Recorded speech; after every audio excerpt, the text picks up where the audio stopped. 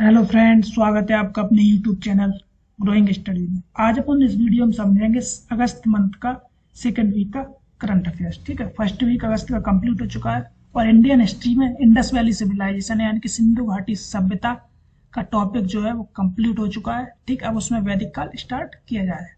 तो आज अपन समझते हैं पहली न्यूज क्या है। देखो, 10 दिवसीय मालाबार एक्सरसाइज। ठीक है, इसका नवीनतम जो संस्करण हुआ है वो पहली बार ऑस्ट्रेलिया द्वारा आयोजित किया गया है। ठीक है, याद रखना फर्स्ट टाइम ऐसा है कि इसको ऑस्ट्रेलिया ने आयोजित किया है मालाबार एक्सरसाइज को। ठीक है, मालाबार एक्सरसाइज इंपोर्टेंट है, यहाँ से क्वेश्चन बनते हैं किसी ना किसी एग्जाम में। ठीक है, इसकी कंट्री पूछ ली जाती है, कहाँ पर हुई है पूछ लिया जाता है, ये सब चीजें। ठीक है, तो देखो समझते हैं। मालाबार संयुक्त राज्य अमेरिका, ठीक है, जापान, भारत और ऑस्ट्रेलिया, इन 4 देशों का समूह है। इसमें 4 देश शामिल होते हैं एक्सरसाइज में। ठीक है, मालाबार एक्सरसाइज में। ठीक है, और इस बार क्या हुआ है, जो इसकी आयोजित करने का जो कंट्री है वो है ऑस्ट्रेलिया। पहली बार ऑस्ट्रेलिया आयोजित कर रहा है, इसे याद रखना। ठीक है, अभ्यास का उद्देश्य क्या है? प्रमुख साझेदार जो देश हैं ऑस्ट्रेलिया है, भारत है, ठीक है, जापान है, अमेरिका है, इनके बीच अंतर संचालनीयता को गहरा करना और जो क्वाड सुरक्षा संबंध के सदस्य भी है। ठीक, क्वाड जो बना हुआ है इनका सदस्य संबंध, वो भी क्वाड इन्हीं 4 देशों के साथ बना हुआ है क्वाड। ठीक है, तो याद रखना क्वाड से भी करंट से रिलेट करके क्वेश्चन बनता है। ठीक, तो क्वाड किन देशों का संगठन है? तो अमेरिका, जापान, भारत और ऑस्ट्रेलिया का ही क्वाड एक संगठन है, याद रखना। ठीक है, इस अभ्यास के तुरंत बाद भारत और ऑस्ट्रेलिया के बीच द्विवार्षिक नौसैनिक अभ्यास अस इंडेक्स भी आयोजित किया जाएगा। ठीक है, तो ये याद रखना, ये दोनों देशों को सेपरेट है। कौन सा? भारत और ऑस्ट्रेलिया। तो ये भी याद रखना, अस इंडेक्स बोलते से। ठीक है, तो ये आयोजित किया जाएगा। तो याद रखना इस एक्सरसाइज के तुरंत बाद मालाबार एक्सरसाइज करना खत्म हो जाएगी, फिनिश हो जाएगी, कंप्लीट हो जाएगी। उसके बाद क्या है, भारत और जो ऑस्ट्रेलिया है, ये दोनों देश फिर अपनी एक इनकी नौसैनिक अभ्यास चलता है वो आयोजित करेंगे, जिसका नाम है एस इंडेक्स। तो इसे भी याद रखना। ठीक है, मालाबार जो एक्सरसाइज कब से स्टार्ट हुई? 1992 से अमेरिका और भारतीय नौसेनाओं के बीच। पहले इसमें 2 ही देश थे, एक अमेरिका था और भारत था। ठीक है, लेकिन बाद में क्या हुआ, जापान और ऑस्ट्रेलिया इसमें ऐड हो गए। ठीक है, जापान हुआ है 2007 में और ऑस्ट्रेलिया का हुआ है लेटेस्ट अभी 2020 में। तो याद रखना ये 2020 में शामिल हुआ है ऑस्ट्रेलिया। ठीक है, याद रखना। तो एक्सरसाइज से क्वेश्चन बनते हैं एग्जाम में, कोई सा भी एग्जाम हो। ठीक है, तो अपन इसके लिए एक अलग सा वीडियो बनाए।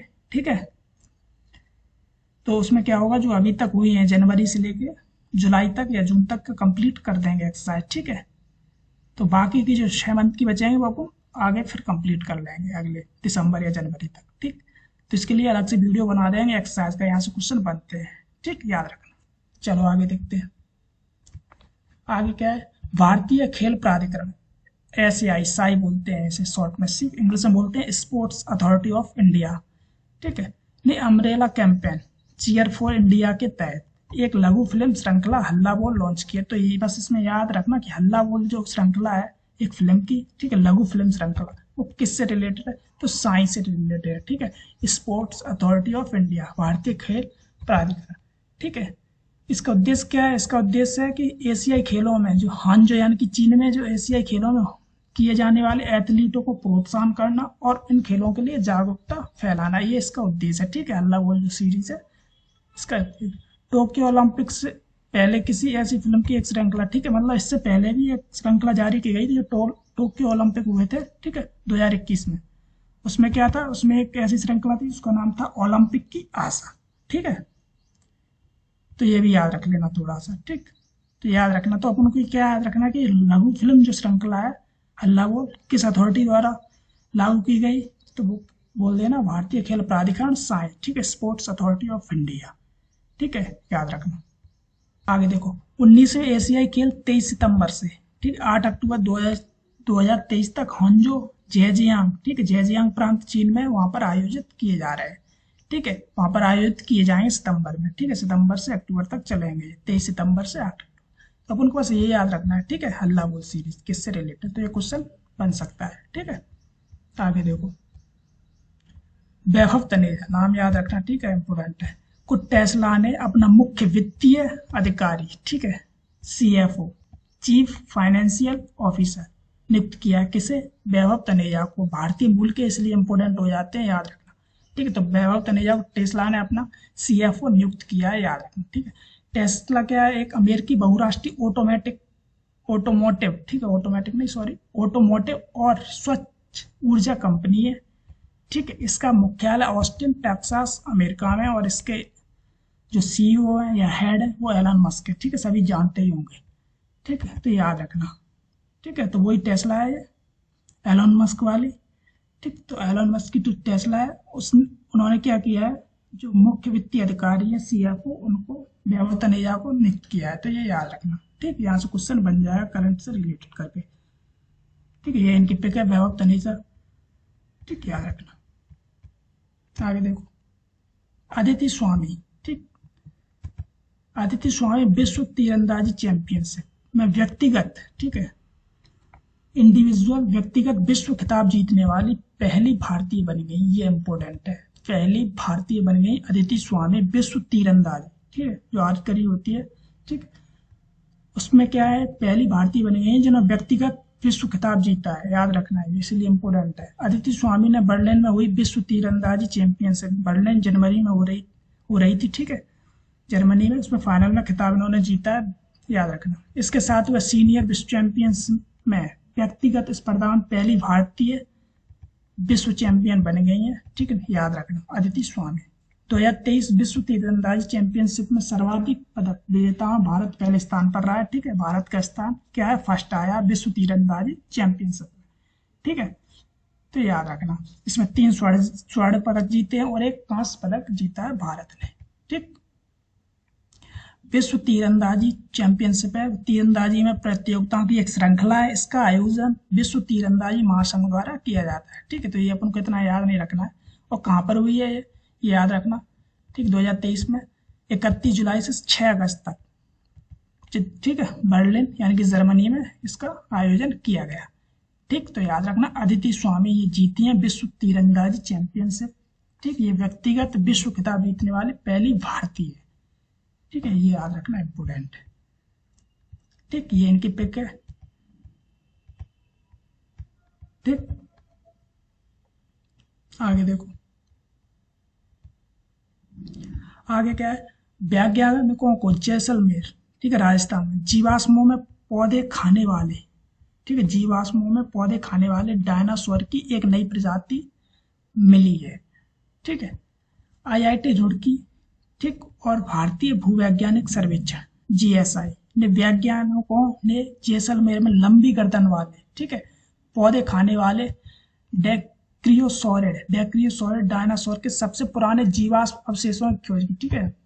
तो याद रखना, जीवाश्मों की खोज की ये अवशेष मिले हैं कहाँ पर, जैसलमेर में। किसके मिले हैं, जो डेक्रियोसॉरिड डायनासोर थे, लंबी गर्दन वाले जो डायनासोर थे, उनके जीवाश्म मिले हैं, याद रखना, ठीक है, जो पौधे खाते थे। इससे पता चलता है कि भारत डायनासोर के विकास का एक प्रमुख केंद्र रहा होगा उस टाइम पर, ठीक है।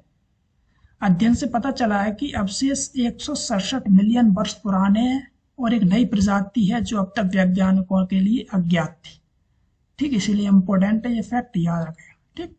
इसे थॉरोसस इंडिकस, ठीक है, थारोसॉरस, ठीक है, थारोसॉरस इंडिकस नाम दिया गया, ये याद रखना, ये नाम सीधा सीधा एग्जाम में पूछा जाएगा, ठीक है। या फिर ऐसा पूछा है कि हाल ही में जो डायनासोर की नई प्रजाति का बारे में जानकारी मिली है, उसका नाम राजस्थान सरकार या फिर भारत सरकार ने क्या रखा है, ठीक है। तो थारोसॉरस इंडिकस नाम दिया। थारो मतलब थार रेगिस्तान से संदर्भित करता है, और जीवाश्म पाए गए थे, जहाँ जीवाश्म पाए गए वो जगह, और दूसरा क्या है, इसके मूल देश को प्रदर्शित करता है, ये भारत इंडिकस, ठीक है, याद रखना। तो थारोसॉरस इंडिकस। वैज्ञानिकों के अनुसार डेक्रियोसॉरिड डायनासोर के जीवाश्म पहले उत्तर और दक्षिण अमेरिका में, फिर अफ्रीका और चीन में पाए गए हैं, लेकिन भारत में ऐसे जीवाश्म ज्ञात नहीं थे, ठीक है। भारत में ऐसे कोई साक्ष्य नहीं मिले थे, ऐसे कोई जीवाश्म नहीं मिले थे इस डायनासोर, लेकिन अब मिल चुके हैं, याद रखना, इसलिए ये इंपॉर्टेंट है, ठीक है। आगे देखो, आगे क्या है, भारतीय रिजर्व बैंक ने RBI ने लगातार तीसरी बार रेपो रेट को अपरिवर्तित रखने का फैसला किया है, ठीक है। तो याद रखना, रेपो रेट पूछ लिया करंट से रिलेटेड तो क्वेश्चन बन जाता है, ठीक। RBI गवर्नर शक्तिकांत दास ने घोषणा की है, ठीक है, कि मौद्रिक नीति समिति ने उनकी समिति है जो मौद्रिक नीति समिति, उनकी सर्वसम्मति से रेपो रेट को अपरिवर्तित रखा है। ये जनवरी या फरवरी 2023 में हुई थी चेंज, तब से अभी तक नहीं की उन्होंने, ठीक है। इसकी रेपो रेट पूछी जा सकती है कितनी है, तो 6.5, ठीक है, याद रखना।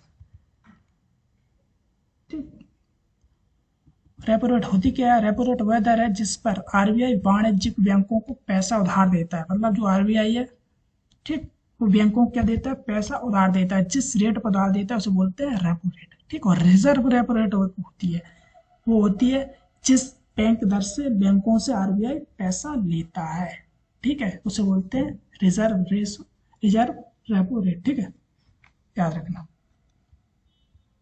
ठीक, तो ये रेपो रेट याद रखना, करंट से रिलेटेड थोड़ा याद रखना, ठीक है। आगे देखो, सुप्रीम कोर्ट ने सुस्वागतम ऑनलाइन पोर्टल लॉन्च किया है। तो सीधा क्वेश्चन बन जाएगा कि सुस्वागतम जो ऑनलाइन पोर्टल है वो किसके द्वारा लॉन्च किया गया? तो वो सुप्रीम कोर्ट, ठीक है, याद रखना, ये इंपॉर्टेंट है क्योंकि सीधा क्वेश्चन बन जाता है कौन सा ऐप लॉन्च हुआ है, कौन सा पोर्टल लॉन्च हुआ है, ठीक।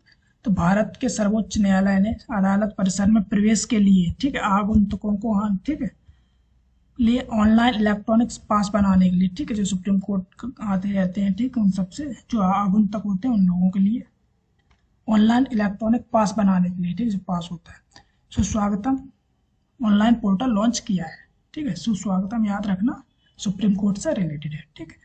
यह आगंतुकों, वादियों, वकील, न्यायिक, कानून क्लर्कों, कर्मचारी, ये सब जो आते हैं उनके मामलों के पक्षकार और पत्रकार, ये सब इलेक्ट्रॉनिक पास के लिए ऑनलाइन आवेदन करने की अनुमति देता है। इन सभी को ऑनलाइन पास बन जाएगा तो उससे आसानी से आया जाया करेंगे, ठीक है, पास के जरिए, ये चीज है। सुस्वागतम ऑनलाइन पोर्टल भारत के मुख्य न्यायाधीश द्वारा ई गवर्नेंस को बढ़ावा देने के लिए एक पहल है, ठीक। तो याद रखना ऑनलाइन पोर्टल लॉन्च, ठीक है। आगे क्या है? भारतीय हॉकी टीम ने मलेशिया को हराकर, ठीक, एशियाई चैंपियंस ट्रॉफी 2023 जीती, याद रखना, स्पोर्ट्स से इंपॉर्टेंट न्यूज है ये, ठीक है। तो भारतीय भारतीय हॉकी टीम है ना, उसने मलेशिया को हराया। तो सीधा क्वेश्चन है किसे हराया? मलेशिया को। उसको हराकर एशियाई चैंपियंस हॉकी ट्रॉफी जीती 2023, याद रखना। वो कहाँ पर हुई थी? चेन्नई के मेयर राधाकृष्णन स्टेडियम का नाम क्या? Mayor Radhakrishnan stadium. और कौन से जगह कौन सी है? तो चेन्नई, ठीक है। एशियाई चैंपियंस ट्रॉफी 2023 का फाइनल भारत ने मलेशिया को 4-3 से हराया, ठीक। 4 जीत के साथ भारत एशियाई चैंपियंस ट्रॉफी सबसे सफल टीम बन गई। मतलब सबसे ज्यादा 4 बार जीतने वाली टीम एशियाई चैंपियंस ट्रॉफी हॉकी में कौन है? वो भारत है। दूसरे स्थान पर आता है पाकिस्तान का नंबर, ठीक है, याद रखना। पुरुष एशियाई चैंपियंस ट्रॉफी का 7वां संस्करण 3 से 12 अगस्त तक हुआ। कहाँ पर हुआ? चेन्नई में, ठीक, याद रखना, ये भी क्वेश्चन बन जाएगा। कहाँ पर हुआ? भारत के किस शहर में हुआ? तो चेन्नई में। इसका आयोजन एशियाई हॉकी महासंघ द्वारा किया जाता है, ठीक। तो अपन को याद क्या रखना? किसको हराया, कहाँ पर हुई, ठीक है, और भारत इसमें विजय हुआ, ये याद रखना आपको, ठीक है। आगे देखो, अनवर उल हक कक्कड़, ठीक है, को पाकिस्तान का एक कार्यवाहक प्रधानमंत्री नियुक्त किया गया है, ठीक। तो ये क्वेश्चन यहाँ से बन सकता है क्योंकि रिलेट करके पाकिस्तान से रिलेट करके बनाया जा सकता है करंट में, क्योंकि क्वेश्चन पीएससी एमपीपीएससी तो पूछता ही है कि म्यांमार में क्या हुआ था, 2021 में क्वेश्चन पूछा गया था, ठीक है, जब इमरजेंसी लगी थी, तख्ता पलट हुआ था, ठीक है। बांग्लादेश में क्या, ऐसे ही पाकिस्तान में पूछा जा सकता है क्योंकि ऐसा क्वेश्चन बन सकता है कि हाल ही में पाकिस्तान का कार्यवाहक प्रधानमंत्री किसे नियुक्त किया गया, तो ऐसे क्वेश्चन बन जाते हैं, ठीक है, इसलिए मैंने इसको डाला यहाँ पर। तो बस नाम याद रखना, अनवर उल हक कक्कड़ को कार्यवाहक प्रधानमंत्री नियुक्त किया गया है, ठीक है। प्रधानमंत्री शहबाज शरीफ ने 9 अगस्त को नेशनल असेंबली को भंग करने की सिफारिश की है, ठीक है। पाकिस्तान की संसद भंग कर दी गई और कानून के मुताबिक जो पाकिस्तान का कानून है उनके मुताबिक 90 दिनों के भीतर यहाँ पर इलेक्शन कराने होंगे, लगभग 3 महीने, ठीक है। तो इमरान खान को 5 अगस्त को 2023 के तोशखाना मामले में भ्रष्टाचार में आरोप करके उन्हें दोषी ठहरा दिया गया है, ठीक है, और उनके 5 साल तक चुनाव लड़ने पर रोक लगा दी गई है, ठीक। तो ये सब चीजें हैं, इसीलिए इसको भंग किया गया है, ठीक है। वहां के जो प्रधानमंत्री थे शहबाज शरीफ, अब 30 महीने यानी 90 दिन के भीतर चुनाव होगा, ठीक। तब तक अनवर उल हक कक्कड़ क्या है? पाकिस्तान के कार्यवाहक प्रधानमंत्री बने हुए हैं, ठीक है, ये याद रखना नाम, ठीक। कर्नाटक में हाथियों की संख्या 6395 तक पहुंच गई है, ठीक है। तो ये याद रखना कि भारत में सर्वाधिक जो हाथी है वो कहाँ पर है? कर्नाटक में, ठीक है। यहाँ से क्वेश्चन बन सकता है डायरेक्ट फैक्चुअली कि भारत में सर्वाधिक हाथी कहाँ पर पाए जाते हैं, तो कर्नाटक। ठीक है, तो हाथी जनगणना 2023 के अनुसार कर्नाटक में हाथियों की कुल संख्या सबसे अधिक है। ठीक है, जो कितनी है, 6,395, जो देश में सबसे अधिक है, याद रखना। ठीक है, कर्नाटक वन विभाग ने 17 से 19 मई तक पड़ोसी राज्य जैसे केरल है, तमिलनाडु है, आंध्र प्रदेश, महाराष्ट्र, गोवा, इन सब के सहयोग से एक समकालिक जनगणना आयोजित की है। ठीक है, तो कर्नाटक वन विभाग द्वारा उसी की जनगणना के अनुसार भारत में जो हाथियों की संख्या वो कर्नाटक में सर्वाधिक आंकी गई है। ठीक है, तो याद रखना, जनगणना से पता चलता है कि कर्नाटक में हाथी का औसत घनत्व कितना है, 0.34 प्रति वर्ग किलोमीटर। ये कर्नाटक में जो कि सर्वाधिक है। ठीक, पूरे देश में कौन सा राज्य, कर्नाटक, इसका घनत्व कितना है, हाथियों का औसत घनत्व 0.34। ठीक है, याद रखना। और 1116 हाथियों वाले बांदीपुर, ये भी कर्नाटक में है, बांदीपुर टाइगर रिजर्व का घनत्व सबसे अधिक 0.9 प्रति वर्ग किलोमीटर, याद रखना। यहाँ पर मतलब अगर उसकी पर्टिकुलर पूछा जाए कि कौन सा टाइगर रिजर्व है, कौन सा रिजर्व है बांदीपुर, तो वो बांदीपुर है जिसमें सर्वाधिक घनत्व है किसका, हाथियों का। ठीक है, याद रखना। ठीक है, लेकिन अपन को इतना कुछ याद नहीं रखना, लेकिन कर्नाटक याद रखना, यहाँ पर सर्वाधिक हाथियों की जनसंख्या है। ठीक है, इस गणना से 2023 की जो गणना हुई इसमें पता चला है। ठीक है, तो ये याद रखना, कोई इतना फैक्ट याद रखना। ठीक, तो ये क्या थे, ये अगस्त मंथ के सेकेंड वीक के करंट अफेयर्स था। ठीक है, इसमें अगर एक दो न्यूज रह भी गई होंगी तो वो अपन अगली वीडियो में कंप्लीट कर लेंगे, ऐसा कुछ नहीं है। ठीक, और जो हाथियों की क्या, जैसे 12 अगस्त को हाथी वर्ल्ड एलिफेंट डे मनाया जाता है। ठीक है, तो ये भी याद रख लेना, पूछा जाए तो कुछ। ठीक है, विश्व हाथी दिवस। ठीक, तो याद रखना। और एक दो इसके अगर न्यूज रह गई तो अपन अगली वीडियो में कंप्लीट कर लेंगे, तो उसको भी देख लेंगे। ठीक है, और इंस्टाग्राम पे भी मैं डाल देता हूँ न्यूज, जहाँ पर नहीं डालता तो वहाँ पर भी डाल देता हूँ। ठीक है, तो वहाँ पर भी क्या है, इसको फॉलो कर लेना इंस्टाग्राम पर। ठीक है, तो यहाँ पे भी न्यूज मिल जाएंगी। ठीक, एक रूस ने अभी लॉन्च किया लूना 25, उनका मिशन है चंद्रयान वाला।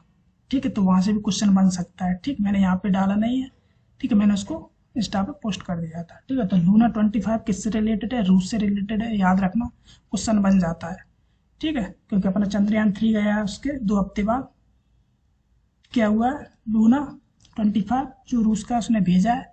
ठीक है, ये भी दक्षिणी ध्रुव पे जाएगा, अपना भी चंद्रयान 3 दक्षिणी ध्रुव पे जाएगा चंद्रमा के। ठीक है, तो याद रखना। ठीक, और अपना 23 अगस्त को लैंड करेगा, इनका थोड़ा पहले लैंड कर जाएगा रसिया का। ठीक है, याद रखना। ठीक, तो ये कंप्लीट हो चुका अपना अगस्त मंथ का सेकेंड वीक का करंट अफेयर। ठीक है, तो मिलते हैं अगले वीडियो में। जय हिंद।